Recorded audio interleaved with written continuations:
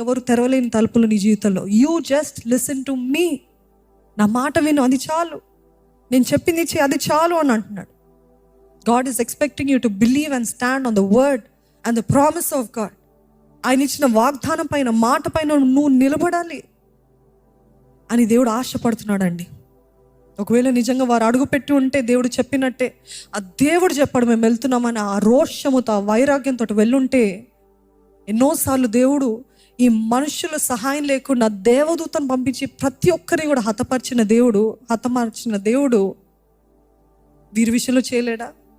అనాకీలు ఉన్నారండి, జాయింట్స్ ఉన్నారండి, ఎంత పెద్దగా ఉన్నారండి, ఎంత భయంకరంగా ఉన్నారండి, వారిని చూస్తుంటే భయం వేస్తుంది అని దేవుడు ఏమైనా రిపోర్ట్ అడిగాడా? మరి వీరెందుకు అట్లా రిపోర్ట్స్ ఇస్తున్నారు? Wouldn't God give them victory after victory? జయం వెంబడి జయం ఇవ్వలేడా? ఎందుకు? నేను చెప్పిన మాట వీరు చేస్తున్నారు కాబట్టి, వారు నా పైన విశ్వాసం పెట్టుకొని నడుస్తున్నారు కాబట్టి ఇది నా బాధ్యత.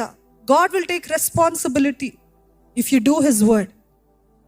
ఆయన చిత్తంలో చేసే దేనికి ఆయన సహాయము తక్కువ కాదు, నమ్మండి. అది ఆయన చిత్తము, ఆయన మాట చెప్పాడు అని మీరు చేస్తున్నారు. దేవ నువ్వు చెప్పావని వెళ్తున్నానయ్యా, నువ్వే చూసుకో.